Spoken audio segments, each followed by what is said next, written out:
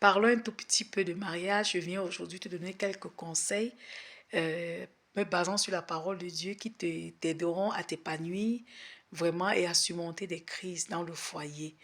Bien-aimé, je commencerai par te dire qu'on ne peut parler de mariage sans nous appuyer sur Jésus-Christ qui est l'époux par excellence, le mari parfait, et regarder aussi à son épouse qu'est l'Église que nous sommes. Bien-aimé, le premier conseil que je viens te dire, mon frère, ma soeur, c'est que si tu rejettes quelqu'un à cause de sa faiblesse, tu rejettes aussi sa force.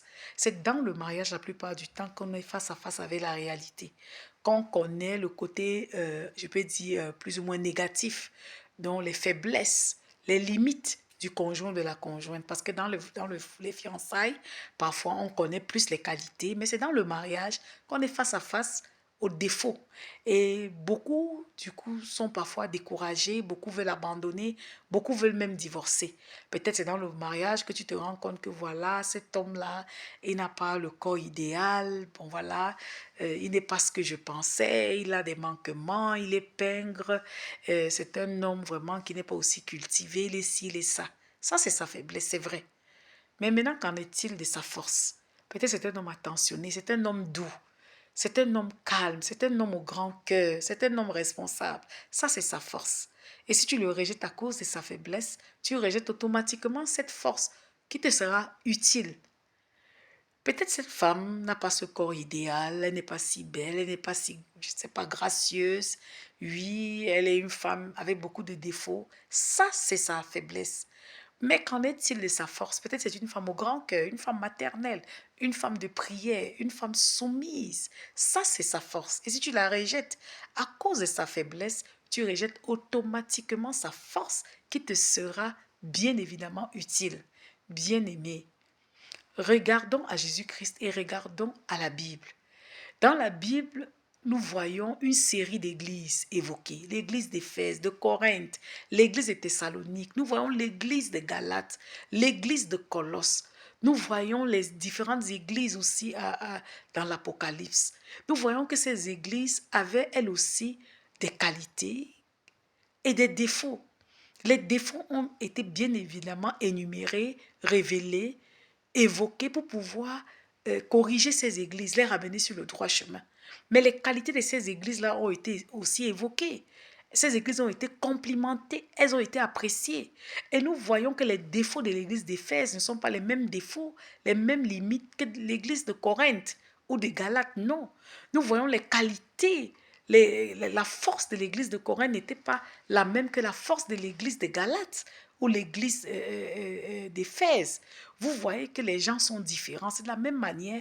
Commence d'abord par apprécier ton conjoint, apprécie ta conjointe pour les qualités qu'il a, qu'elle a, et puis ensemble, essayez de voir comment remédier, corriger les défauts.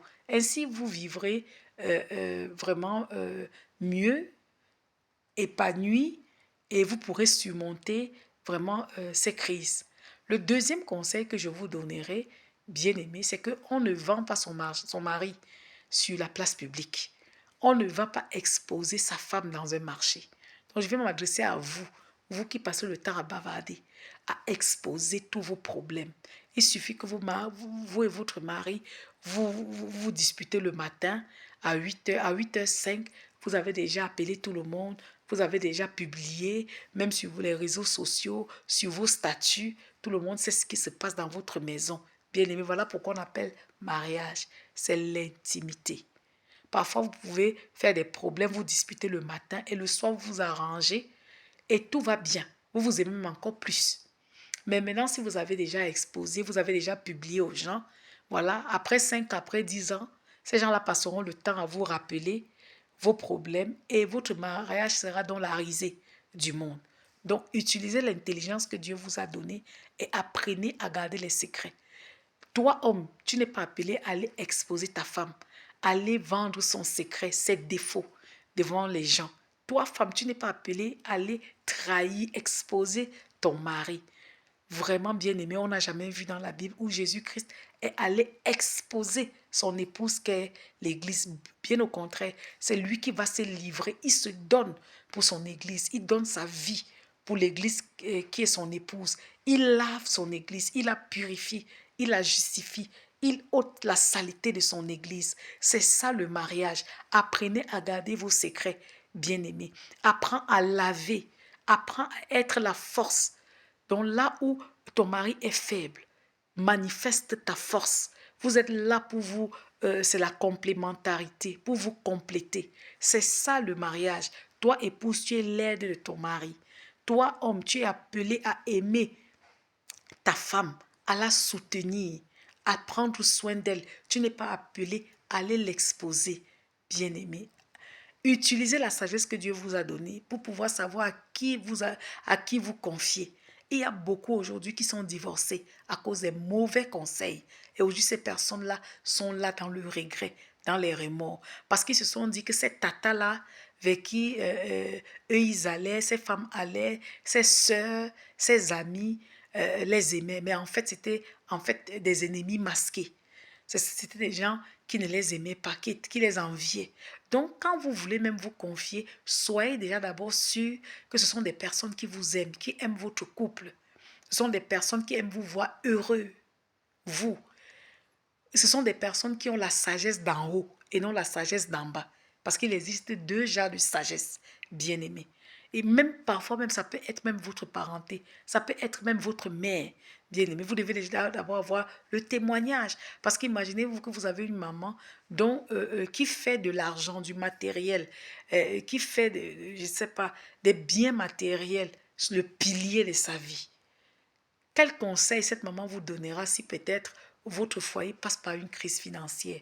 Elle vous dira, allez, casse-toi, tu te trouves un autre homme, ou bien toi, homme, abandonne-la. Vous voyez? Donc, il faut utiliser la jugeote, l'intelligence que Dieu vous a donnée pour savoir à qui vous confier. Le troisième conseil que je vais vous donner, bien aimé, c'est en fait de savoir faire la part des choses et toujours choisir la bonne part, la priorité. Jésus a dit à Marthe, Marthe, Marie a choisi la bonne part qui ne lui sera pas ôtée. La part qui ne sera jamais ôtée, c'est Jésus. Mais dans chaque situation, ici, pas bien aimé, nous sommes appelés à choisir. Et il y a toujours la priorité, il y a toujours la bonne part, c'est-à-dire la meilleure des parts. Et il y a toujours des parts qui ne sont pas utiles, vraiment, qui ne sont pas prioritaires. Je vais vous donner un exemple qui me concerne personnellement. Par exemple, mes parents, ma mère et mon père, ont manqué dans leur tendre enfance l'amour maternel. Les deux.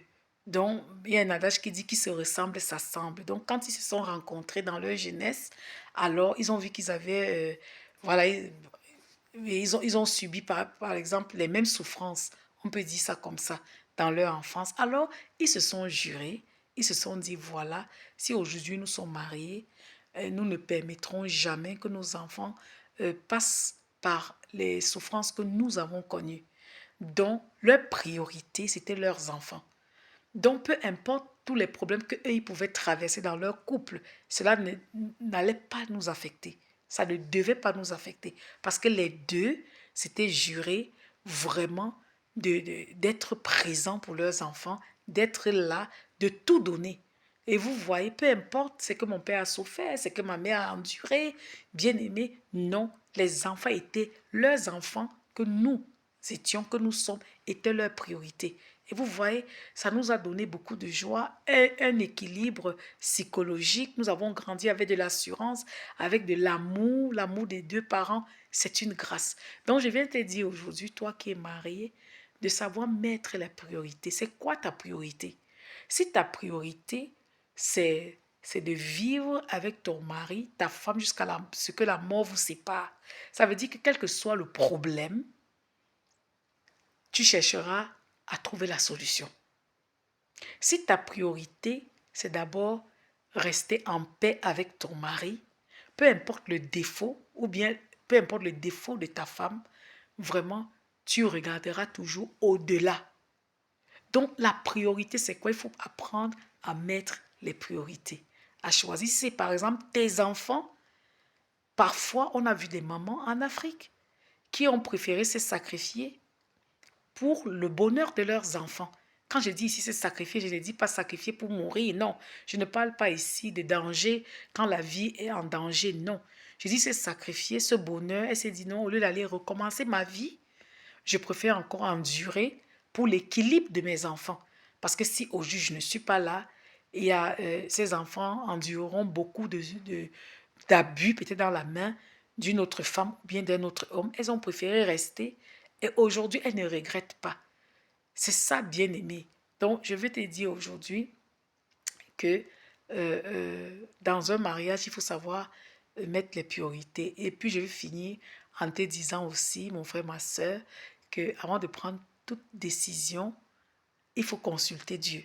Jésus-Christ a dit, je ne suis pas ici pour faire ma volonté, je fais tout ce que j'ai vu mon Père faire, je suis là pour faire la volonté de celui qui m'a envoyé. Donc quand tu es dans un foyer, il faut te mettre en tête que tu es là pour faire la volonté de celui qui t'a envoyé. Dieu a dit, ne venez pas désunir ceux que moi j'ai unis. Donc toi homme, toi mari, toi femme, vous n'avez pas le droit de vous séparer parce que c'est Dieu qui vous a unis. Donc s'il doit y avoir séparation, chacun de vous doit rentrer voir son Dieu et recevoir de lui le feu vert. Voilà, pour pouvoir se séparer. Donc, il faut consulter Dieu dans toutes choses. Et si vraiment vous le faites, vous vivrez épanoui. Et même si jamais il y a problème, vous n'irez pas seul. Vous ne serez jamais seul. Dieu sera avec vous. Soyez bénis abondamment.